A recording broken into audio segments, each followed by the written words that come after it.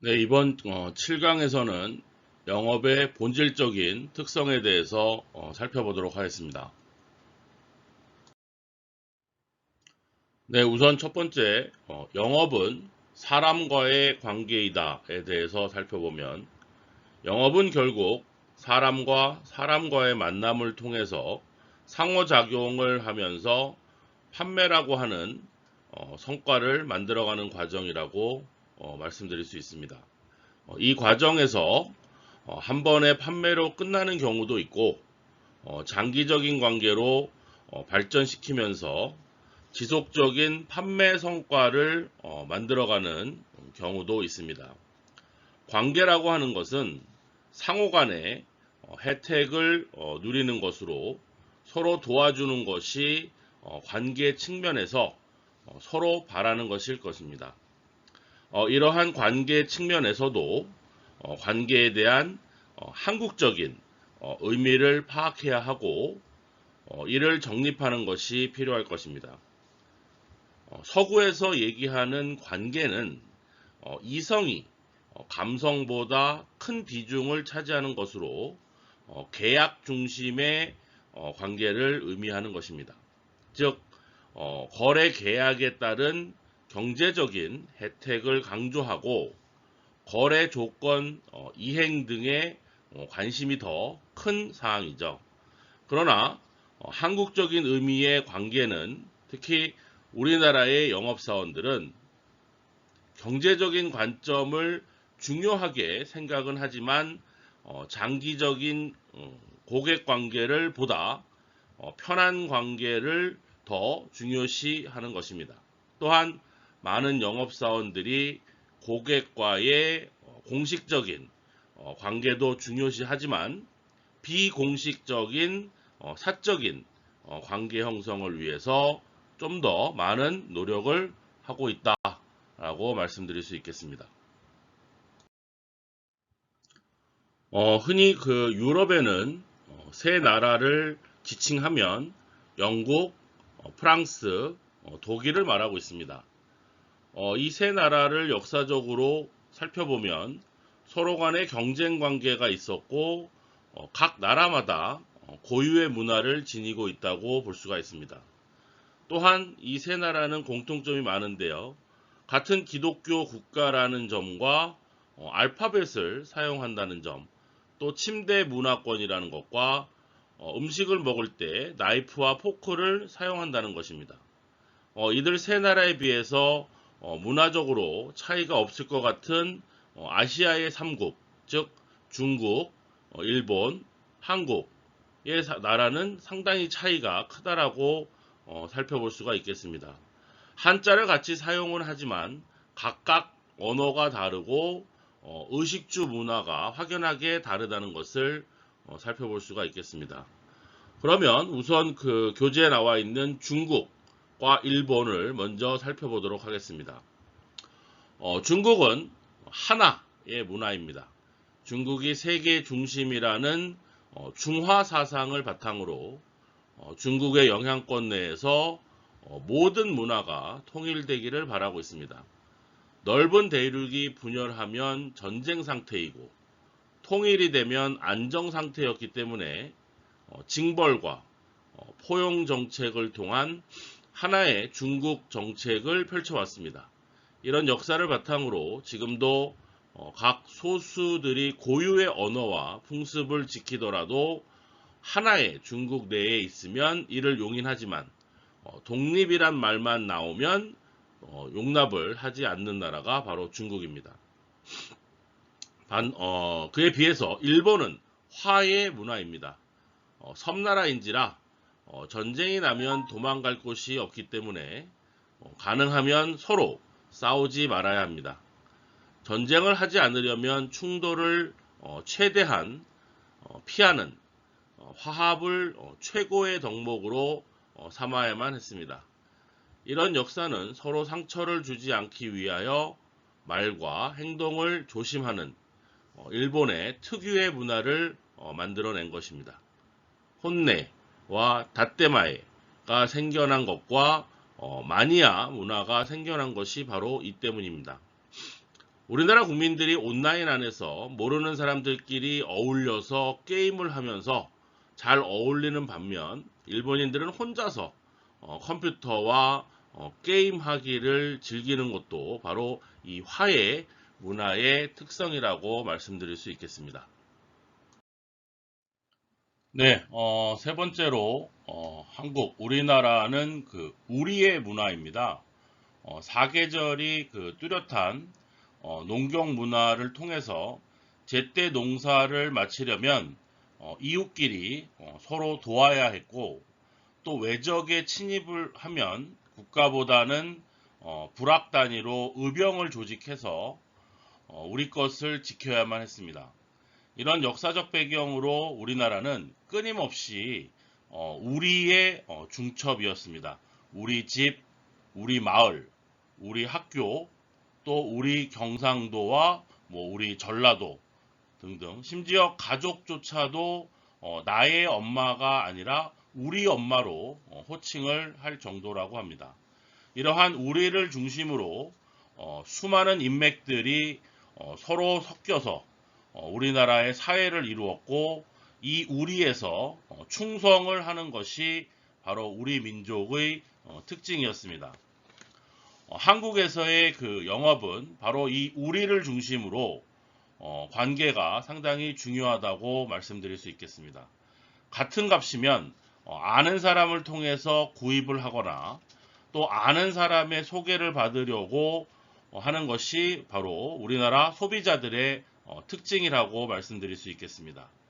어떤 사람이 지금 자동차를 구입하려고 한다고 봤을 때 먼저 인터넷이나 주변 사람을 통한 정보 수집의 노력을 기울일 것입니다. 그러나 최종 구매 단계에서는 아는 자동차 영업사원을 찾거나 지인을 통해서 소개를 받은 경우가 대부분입니다. 흔히들 말을 잘하는 것, 즉 제품의 설명을 잘하면 판매가 잘 되는 것처럼 이야기를 하는데 이는 서구식 영업을 설명한 것입니다. 서구의 영업은 모르는 고객을 찾아가서 효능과 조건을 잘하면, 설명을 잘하면 판매가 성공하지만 한국 영업에서는 그런 판매의 성공은 결코 쉽지 않습니다. 한국에서는 일단은 사람을 만나서 우리라는 것을 형성을 시키고 남자들끼리는 형, 동생, 여자들끼리는 언니, 동생이 됩니다. 철저하게 우리라고 하는 아는 사람이 되고 난 후 영업이 이루어지고 인맥을 중심으로 영업 인맥이 만들어집니다. 우리나라의 영업은 아예 연고 고객을 통한 판매를 하거나 아니면 개척 고객을 자주 찾아가서 인간적으로 친해지고 우리라는 관계로 발전을 했을 때 비로소 성공할 수가 있는 것입니다. 결국 우리나라에서는 판매자와 구매자의 단순 관계를 넘어선 인간관계 중심으로 영업이 이루어진다. 그러므로 영업 활동도 판매 설득 이전에 인간적인 관계를 어떻게 얼마나 맺었느냐에 따라서 영업의 성패가 달려 있다라고 감히 말씀드릴 수 있겠습니다. 자, 그렇다면 이제 여러분들이 성공을 원하신다면 인맥 중심과 정문화에 기반을 둔 한국형 영업에 대해서 주목할 필요가 있겠습니다. 네, 다음 주제는 영업은 역시 발품이다. 고객을 자주 찾아가야 됩니다. 많은 고객을 찾아가는 것이 아니라 유망한 고객을 우선 선정하고 그 고객을 자주 찾아가는 것을 말합니다. 영업은 전화나 메일로 하는 것이 아니라 발품으로 하는 것입니다. 고객에게 DM을 보낸다고 하는데 요즘 그것을 보는 고객은 거의 없을 것입니다. 문자도 마찬가지입니다. 문자를 보고 구매를 결정했다라는 고객도 거의 없습니다. 생각해 보십시오. 과거에 과연 나는 요즘 DM이나 문자를 받고서 제품을 구매한 적이 몇 번이나 있었는지 우선 고객을 자주 찾아가야 됩니다. 잠재 고객, 가망 고객, 현재 고객, 이전 고객, 협력 고객 등 다양한 모든 고객을 직접 찾아가서 그들과 인간적으로 친해져야 합니다. 그리고 그들과 우리라는 연대의식이 생길 때 비로소 영업이 시작된다고 말씀드리고 싶습니다. 다음은 고객과 친해지기입니다. 사실 고객과 친해지는 것은 결코 쉬운 일은 아닙니다. 낯선 사람과 친해진다는 것은 말처럼 또 쉬운 일도 아닙니다. 그럼에도 불구하고 영업으로 성공하겠다는 비전을 세웠다면 판매보다 고객과 친해지는 것에 열과 정성을 쏟아야 할 것입니다. 영업은 모르는 사람을 만나는 일입니다. 그 사람에 대해서 정보를 수집하고 또 그 정보를 학습한 후에 자주 만나서 우리를 형성하는 것이 바로 영업의 시작점입니다. 우선 고객의 호감을 사십시오. 단정한 외모와 밝고 활기찬 표정 관리와 자신감으로 무장을 하고 매력적인 영업사원이 되어야 할 것입니다. 외모라고 하는 것이 잘생기고 아름답다라고 하는 개념도 있지만 중요한 것은 단정함과 자신감이 있는 표정을 나타내는 것입니다. 영업사원은 자신이 팔고자 하는 제품에 관한 전문가입니다. 상대방에 대한 칭찬에 인색하지 말고 고객이 말을 할 때에는 경청의 태도를 가지기 바랍니다. 저 친구 괜찮은데? 저 친구 좋은데? 라는 말이 고객의 입에서 나올 정도의 호감을 꼭 사도록 하시기 바랍니다. 두 번째는 고객의 관심사를 찾아라입니다. 고객을 몇 번 만나다 보면 또 유심히 관찰을 하면 그 고객의 관심사를 찾을 수가 있을 것입니다. 고객의 말 중에서나 혹은 집이나 사무실 등에서 그들의 관심사를 찾을 수 있을 것입니다. 취미생활이든 건강 문제이든 자녀 교육 문제이든 그 관심사에 최대한 관심을 보여주어야 합니다. 취미의 경우는 내가 아는 것이 있다면 알려주고 모르는 것은 질문을 통해서 그들의 흥미를 이끌어내십시오. 또 자녀 문제라면 맞장구도 쳐주고 또 좋은 일엔 칭찬을 하고 또 안 좋은 일엔 위로를 하십시오. 이렇게 보조를 맞추어 주고 잘 들어주는 것이 바로 경청의 기술입니다. 또한 고객은 사소한 것이라도 이전에 언급한 말을 기억해 주면 매우 호의적인 반응을 보일 것입니다. 다음에 방문할 때 반드시 이전 말이나 행동을 기억하고 특히 이전에 궁금해하던 사항에 대해서 내가 준비한 정보를 알려주는 것도 그들의 관심을 이끌어내는 좋은 방법일 것입니다. 세 번째는 고객과 우리가 되라입니다. 고객의 관심사를 찾아내어 친해진 다음은 인간적인 연대감을 통한 우리가 되는 것이 중요합니다. 인맥이란 과연 무엇일까요? 단순히 알고 지내는 사람을 우리는 인맥으로 부르진 않습니다. 서로의 관계를 우리라고 의식하며 부담 없이 도움을 주고받는 관계를 우리는 인맥이라고 합니다. 사회생활을 하다 보면 인사를 나누고 지내는 사람이 100명보다 내 인맥 속에 있는 한 사람이 더 큰 도움을 주는 경우가 있습니다. 그 한 사람이 나의 가장 중요한 인맥인 것입니다. 영업으로 성공하려면 그런 한 사람을 많이 가지도록 노력해야 할 것입니다. 다음은 555 법칙에 대해서 설명드리겠습니다. 영업사원에게 인맥에 관한 555 법칙이 있습니다.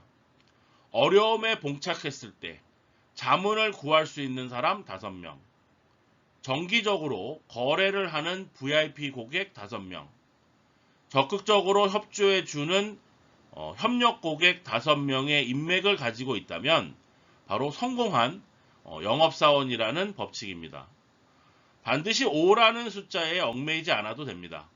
항상 우리 주위에 내가 어려울 때 공감하고 들어주는 사람, 나를 파트너로 생각하고 도와주는 사람, 장기적인 관계를 가진 사람이 반드시 있어야 한다는 얘기를 드리는 것입니다.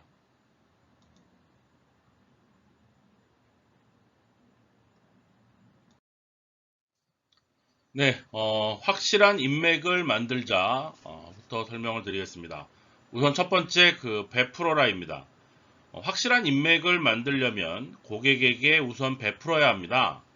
우리나라에서 가장 보편적이고 확실한 베품은 바로 식사 대접이죠.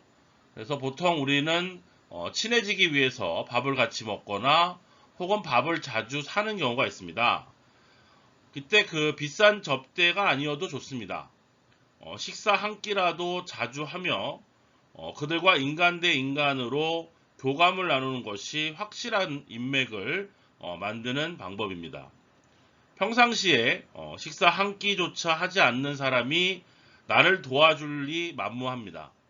평소에 고객들과 자주 만나고 가능하면 그들에게 식사 한 끼라도 베풀어 보십시오. 곳간에서 인심 난다는 말이 있듯이 내가 먼저 베풀고 대접을 해야 인맥이 생기는 것입니다. 두 번째, 멀리 보자입니다. 영업사원을 통해서 영업 인맥을 만들기의 정석을 배웠습니다. 바로 멀리 보고 오래 교류하는 것입니다. 단기적인 실적에 지나치게 연연하여 그 사람과 관계를 단기적으로만 생각한다면 제대로 된 인맥을 만들기가 어려울 것입니다. 오랜 기간 반복하여 고객을 찾아가고 그들과 어울리며 소소한 일상을 장기적으로 교류하는 것이 바로 영업 인맥 만들기의 정석이 될 것입니다. 그러기 위해서는 영업을 평생의 업으로 여기는 태도가 필요합니다. 영업을 통해서 평생을 고객들과 함께 살고 또 그들과 희노애락을 나누는 것이 바로 영업사원의 행복이 되는 것이라고 생각을 해야만 합니다.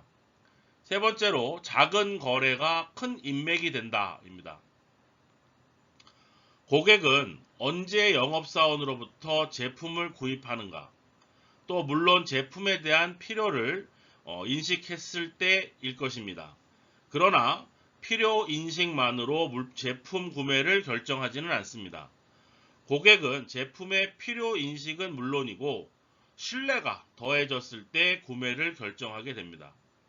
제품의 품질과 가격의 신뢰는 물론이고 회사와 영업사원에 대한 신뢰가 더해졌을 때 고객은 최종적으로 구매를 결정하게 되는 것입니다.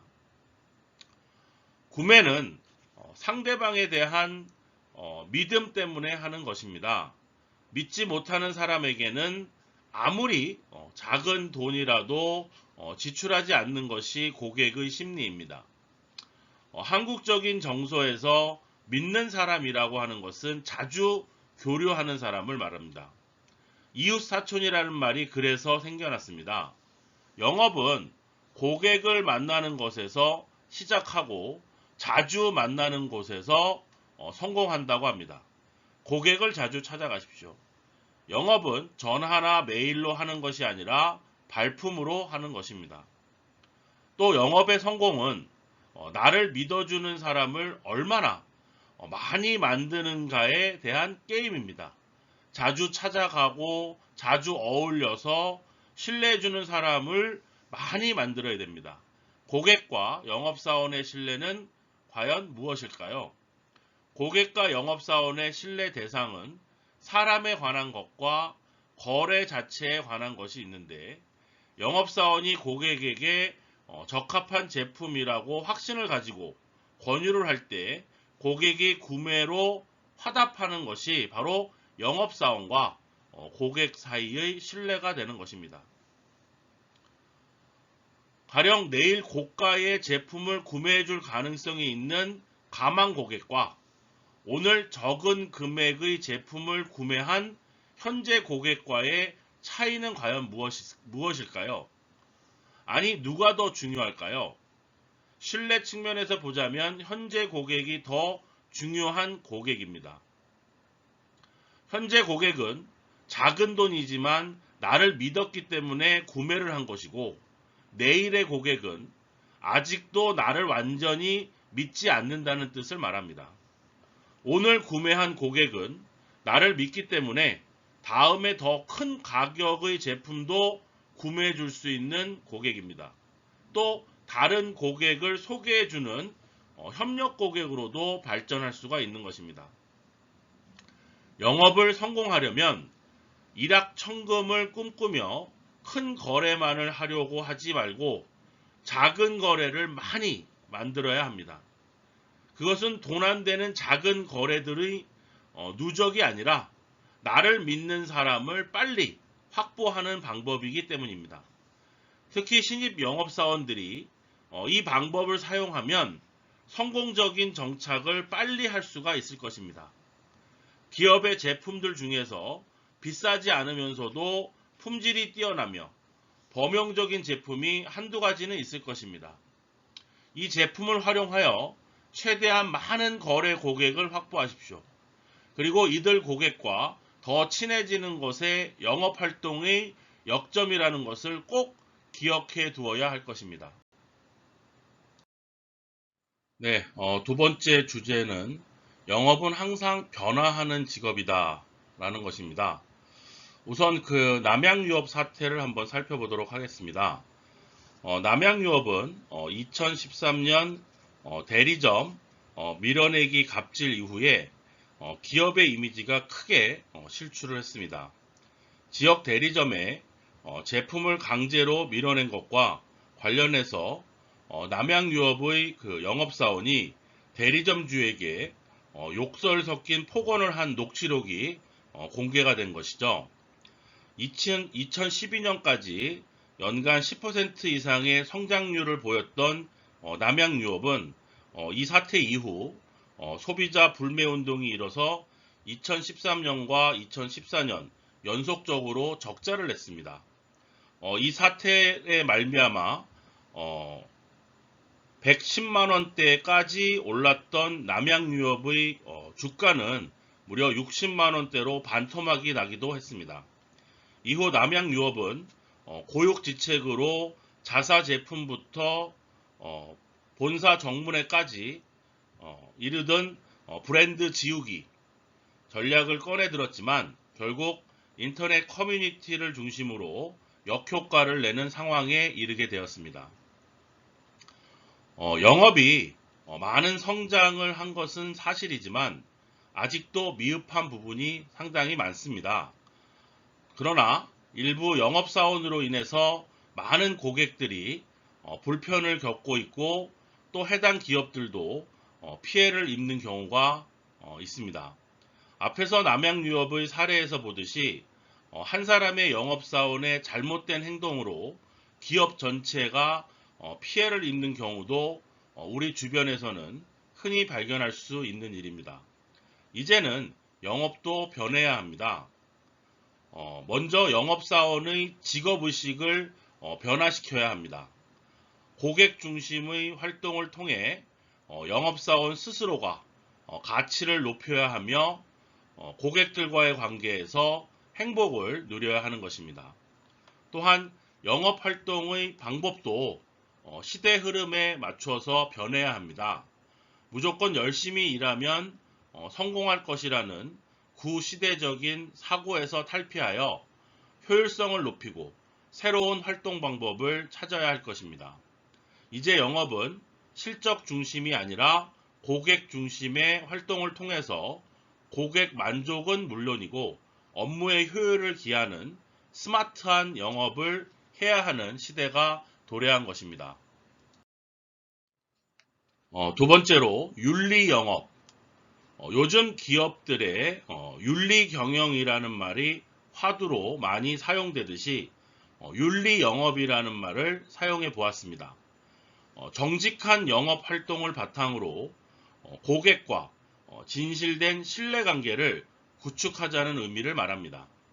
한 고객과 오랜 동안 거래를 하고 그 고객과 인간적인 친분까지도 나누려면 일단 정직해야 합니다. 고객에게 거짓말을 하느니 사실 솔직한 것이 그 고객의 신뢰를 더 얻는 방법일 것입니다. 또 모르는 것은 모른다고 말하는 것이 더 낫습니다.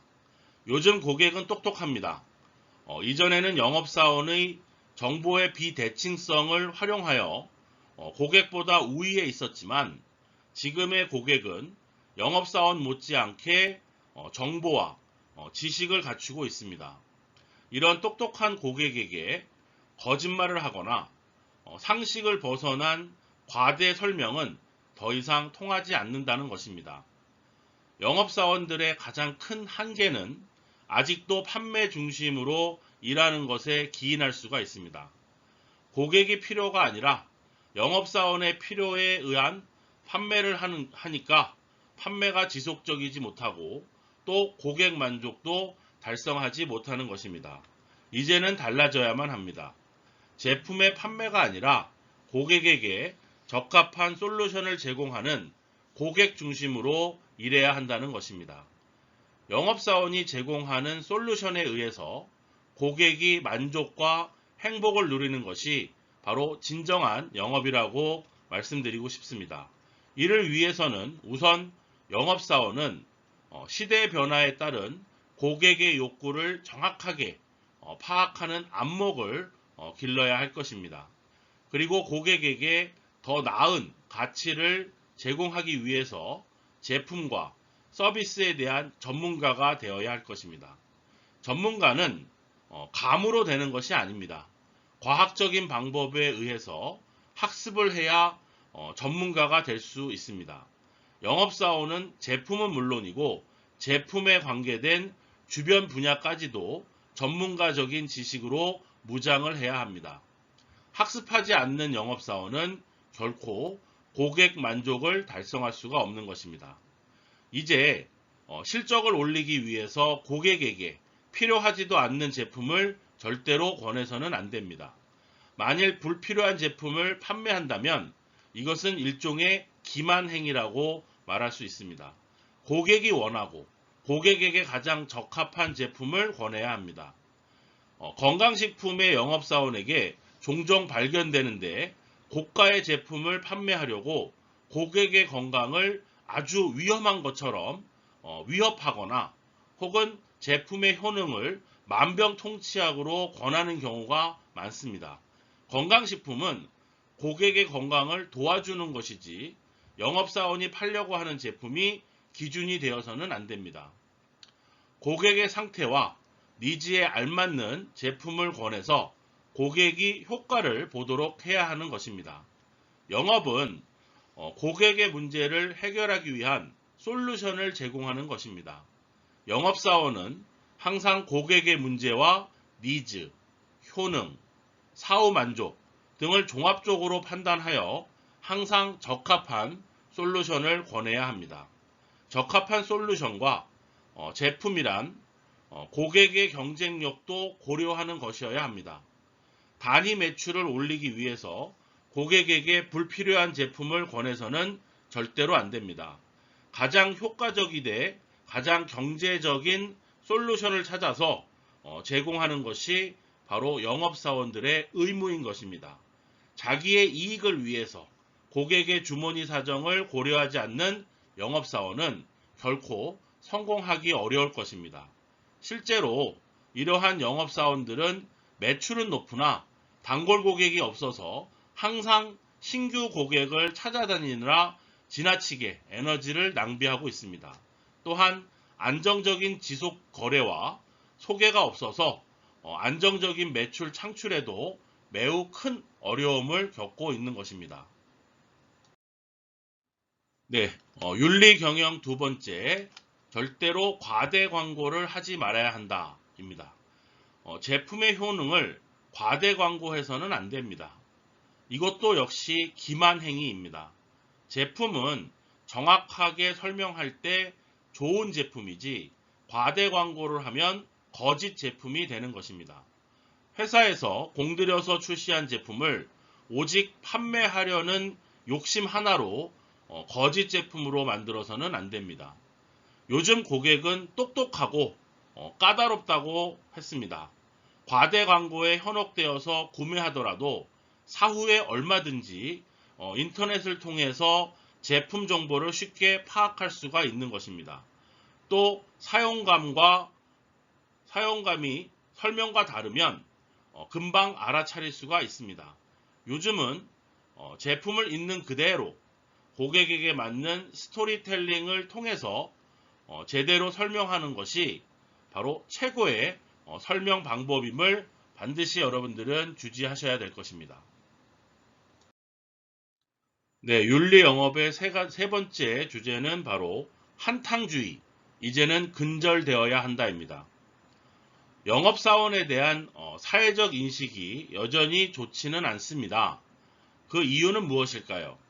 바로 형편없는 고가의 제품을 협박이나 공갈, 또 감언이설, 과대 광고 등을 통해서 판매하여 한몫을 챙기려고 하는, 그리고 사라지는 영업사원들이 많기 때문입니다. 이런 제품일수록 클레임도 많은데 나중에 반품이나 교환, AS도 할 수가 없습니다. 그 피해는 고스란히 소비자에게 돌아가는 것입니다. 이제는 이런 회사와 영업사원도 없어져야 하고, 또 이런 영업 방법도 없어져야 합니다. 한탕주의는 영업의 고질적인 문제입니다. 한탕주의로 성과를 올리는 영업사원 치고 성공하는 사람을 보지는 못했습니다. 이제는 영업을 일로만 하는 것이 아니라 자신의 생활과 인생으로 생각해서 성공하는 시대입니다. 인생은 혼자 사는 것이 아닙니다. 가족이든 이웃이든 사람들과 함께 사는 것이 바로 인생입니다. 영업사원은 고객과 함께 소중한 인생을 산다는 의식을 가져야 할 것입니다. 고객들과 오랜 시간 인격적인 친분을 나누며 살아야 하고, 또 그 고객들로 인해서 영업사원이 행복한 인생을 사는 것이 바로 영업사원의 가치가 되어야 한다는 것입니다. 한탕주의에 빠지면 이런 행복은 없어집니다. 그리고 끊임없이 신규 고객을 확보해야 하는 소모적인 활동을 반복해야 됩니다. 영업사원들이 고객과 함께 오랜 시간 행복한 인생을 살렸으면 좋겠습니다. 이것이야말로 영업의 진정한 가치이고 성공하는 방법일 것입니다. 사례를 하나 살펴보겠습니다. 몇 년 전에 일련의 중년 여성을 찾아왔습니다. 자기들은 건강식품을 전문적으로 판매하는 사람들인데 제품을 공급해 줄 수 있냐라고 물었습니다. 물론 대금은 판매 후에 하겠다고 했습니다. 깨끗하게 거절하여 거래는 없었지만 대화를 하는 중에 몇 가지 사실을 알게 되었습니다. 자기들은 이때까지 전혀 처음 듣는 모 회사의 제품을 판매했는데 자기 아이들에게는 절대로 먹이지 않았다고 합니다. 자기들도 믿지 못하는 제품이었기에, 그리고 아는 사람에게도 절대로 팔지 않았다고 합니다. 그런 제품을 어떻게 아는 사람에게 파느냐고 했습니다. 대신 철저히 지역 개척을 통해서 한탕주의식으로 판매했는데 한 번 판매한 지역은 두 번 다시 가지 않았다고 했습니다. 자, 우리가 이런 사례를 통해서 한탕주의가 어떻게 이루어지고 있는지를 절실히 보실 수가 있는 것입니다. 네, 윤리경영에 대해서 우리가 되어라에 대해서 살펴보도록 하겠습니다. 앞에서도 언급하였지만 영업의 성공의 핵심은 바로 끊임없는 개척을 통해서 인맥을 넓히는 것에 달려 있다라고 말씀드리고 싶습니다. 다른 사람들과 관계 맺기가 두렵다면 결국 영업에서 성공하지는 못할 것입니다. 특히 우리나라는 관계가 아주 중첩되어져 있는 사회 구조를 가지고 있습니다. 한국에서 영업에 성공할 수 있는 방법은 외국과는 상당히 많은 차이가 있는데요. 외국은 관계보다는 필요 인식과 구매 조건이 좀 더 우선으로 되어져 있습니다. 하지만 우리나라는 아는 사람이 먼저입니다. 그래서 여기서 아는 사람이라고 한다는 것은 관계가 맺어진 사람 또는 같은 테두리에 있는 사람. 그래서 우리나라 사람들은 서로가 우리라고 느낄 때 거래는 물론이고 친분을 나눈다고 얘기하고 있습니다. 그래서 한국형 영업이라고 하는 것은 우리를 최대한 만들고 가입하는 것에서부터 시작합니다. 성공한 영업사원들을 볼 것 같으면 바로 이 우리가 오지랖이 넓을 정도로 많은 사람들을 우리는 성공한 영업사원들이라고 얘기할 수가 있습니다. 한국에서 영업사원으로 성공하려면 우리들 속에서 파고들어서 우리의 일원이 되어야 합니다. 그 우리 안에서 우리들과 좋은 친분을 유지하고 또 우리들에게 영업사원으로서 기여하여 우리들과 행복하게 사는 것이 바로 한국형 영업사원의 역할이 아닐까 생각됩니다. 또 영업사원과 고객이 우리가 되려면 단순한 give and take, 주고받는 것만으로는 부족합니다. 마음과 마음이 통하는 인간적인 교감이 있어야 한다는 것입니다. 그러기 위해서는 평소에 윤리적인 영업과 고객 중심의 영업 활동을 선행하여야 합니다. 윤리 영업과 고객 중심의 영업을 할 때 영업사원과 고객과의 관계는 거래 관계를 넘어서 신뢰의 관계로 발전한다라고 말씀드릴 수 있겠습니다. 이것은 곧 기술이나 방법의 문제가 아니라 평소에 영업을 하는 태도에서 시작할 수 있다라고 말씀드리고 싶습니다. 영업사원들이 영업을 잘 하는 방법을 질문해 오면 기술이나 방법이 아니라 마음과 태도가 더 중요하다라고 답변할 수가 있겠습니다. 오랫동안 많은 영업사원들과 함께 일하면서 느낀 점은 영업은 인격이라는 결론을 내렸습니다. 아무리 기술이 좋고 아무리 열심히 하더라도 기본적인 성격이나 품성, 태도에 문제가 있는 영업사원은 큰 성공을 거두지 못하는 경우가 많았습니다. 방판 회사들의 전국 상위권의 영업사원들을 살펴보면 그들에게서 다음과 같은 공통점을 발견할 수가 있었습니다. 그들은 항상 친근하고 또 포용적이고 예의 바르고 겸손하다는 것입니다. 물론 그들이 가진 열정과 기술에서 탁월했기 때문에 상위권에 도달을 했겠지만 기본적인 공통점은 인격적인 사람들이었다는 것입니다. 고객들은 그들의 인격적인 태도에 감동을 했을 것이고 기꺼이 애호 고객과 협력 고객이 되었을 것입니다. 나의 인격이 고객에게 전달되었을 때 고객은 마음을 열고 나와 인간적인 교류를 하기 시작하다는 것을 우리는 다시 한번 생각해 볼 필요가 있다고 생각됩니다. 네, 다음은 세 번째 주제, 효과적인 영업에 대해서 살펴보겠습니다. 우선 현명한 영업의 대표적인 것이 바로 적응적 판매 행동입니다. 1970년부터 시작해서 영업에 대한 연구가 나타나게 되었는데요.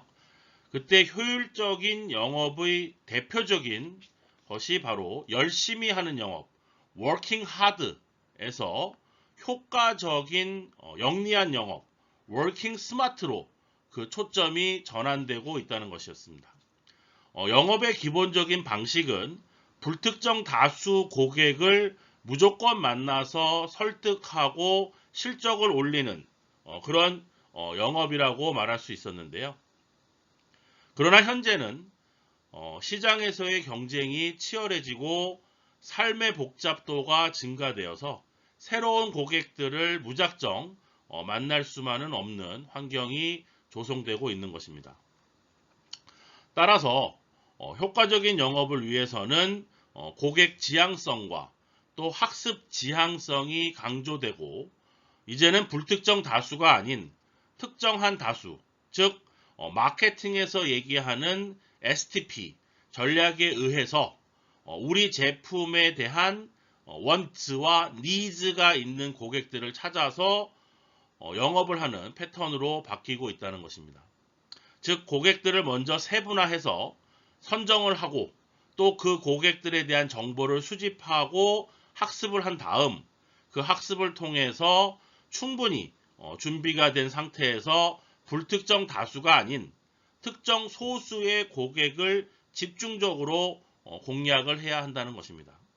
그래서 효과적인 영업이란 팔릴지 안 팔릴지 모르는 상태에서 많은 고객들을 만나는 게 아니라 고객에 대한 사전 학습을 통해서 준비를 한 후에 고객과 접근을 해서 판매 성공률을 높이는 그런 영업을 말하는 것입니다. 이렇게 효과성을 강조하고 있는 최근에 영업사원들에 대한 연구를 보면 빠르게 변하는 환경과 갈수록 치열해지는 경쟁에 대응하기 위해서 학습과 적응의 중요성이 좀 더 강조되어 오고 있는 것입니다.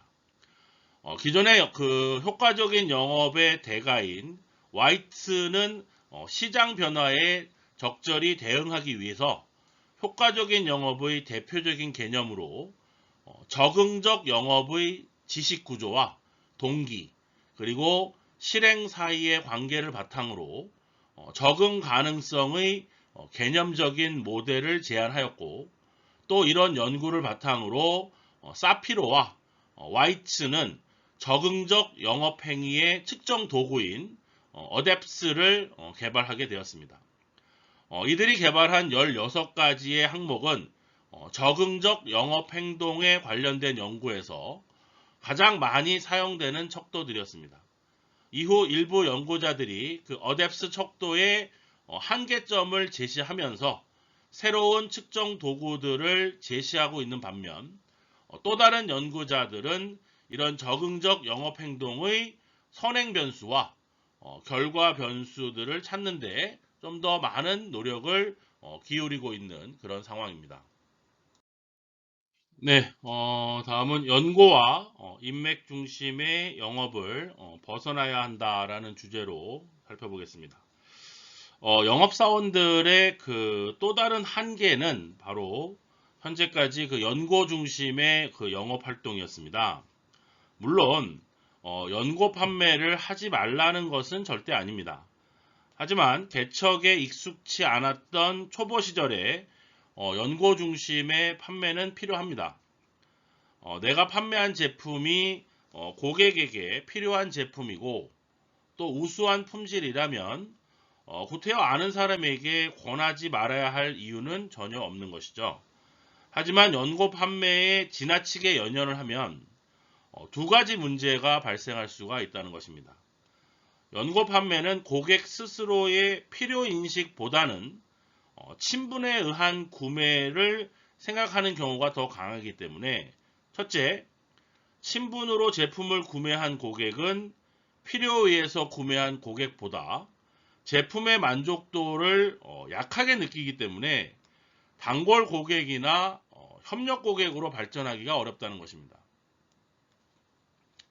또한 연고 판매의 그 또 다른 문제점은 둘째, 영업의 생명이 짧아진다는 것입니다. 신입 영업사원이 연고 판매에만 의존하면 시간이 지날수록 차츰 판매할 연고가 줄어들기 마련입니다. 연고 고객들의 친분에 의한 구매는 단기적으로 그치게 마련이고 한 영업사원의 연고 숫자도 한계가 있기 마련입니다. 결국 연고 판매가 바닥이 나면 실적은 급감을 할 것이고 그 영업사원은 결국 실패하게 말 것입니다. 그러면 제품을 구매해 주었던 연고들과 인간적인 관계에서도 신뢰를 잃게 되는 경우가 다반사죠. 그래서 영업으로 성공을 하려면 개척에서부터 사후 관리까지 영업 프로세스를 잘 알아야 하는데 가능하면 영업 프로세스 활동 초기 단계에서부터 익히고 경험을 쌓아야 할 것입니다. 초기에 연고 판매가 어느 정도 진행이 되고 난 후에는 개척을 통한 판매를 시작되어야만 장기적으로 생존할 수가 있는 영업사원이 될 수 있습니다. 영업의 첫 번째 목표는 바로 수익을 창출하는 것입니다. 그 다음에 중요한 목표는 바로 영업활동을 통한 나의 세계, 즉 인맥을 넓혀서 고객들과 행복하게 살아가는 것입니다. 연고 중심의 활동으로 그 두 번째 목표를 절대로 달성할 수가 없기 때문에 또 첫 번째 목표도 달성할 수가 없습니다. 인맥이 넓혀지지 않는데 어떻게 그 높은 성과를 낼 수 있을까요? 특히 한탕주의와 연고 판매는 오히려 영업 전보다 나의 세계를 더 좁게 만들고 있다는 것을 꼭 명심하시기 바랍니다. 네, 이번 주제는 그 현명한 영업을 하라라는 것입니다. 현대 그 영업사원이 성공을 하려면 판매 지향적 영업 활동보다는 관계 지향적 영업 활동을 해야 할 것입니다. 한탕주의, 과대 광고, 과다 권유 모두는 바로 판매 지향적 영업 활동의 하나의 수단이었습니다. 판매 지향적 활동을 하는 영업사원은 성과는 단기적으로 그런대로 유지할지 모르겠지만 고객의 협력을 받지 못하기 때문에 장기적으로는 힘들어질 수밖에 없다는 것입니다. 워킹 하드라고 하는 열심히 일하기와 워킹 스마트, 현명하게 일하기라는 것이 있는데 쉽게 예를 들자면 하루에 10명을 방문하여 3명에게 판매를 한다면 워킹 하드, 열심히 일하기가 되는 셈이고 5명을 방문하여 3명에게 판매했다면 워킹 스마트, 현명하게 일하기가 된다는 것입니다. 그래서 현명하게 일하는 영업사원과 열심히 일하는 영업사원은 같은 실적을 올리더라도 일의 내용은 판이하게 다를 수밖에 없다는 것입니다. 통계에 의해서 열심히 일하는 식으로 일하는 영업사원들은 대부분 고객 지향적 활동이 아니라 판매 지향적 활동을 했다라고 분석 결과가 나오고 있습니다. 이들은 실적을 올리기 위해서 하루 10명이라는 과다한 숫자의 고객을 만나야 하기 때문에 정작 만나는 고객에게 집중하지 못하여 고객과 깊은 교감을 나누는 것에 소홀하게 될 수밖에 없습니다. 결국 이들은 고객 만족을 놓치기 때문에 장기적으로 고객이 이탈하거나 또 많은 에너지를 소모하고 또 직무 만족에 있어서도 하락하는 결과를 맞이하게 될 것입니다. 반면 현명하게 일하는 식으로 일하는 영업사원들은 판매 지향적 활동이 아니라 고객 지향적 활동을 합니다.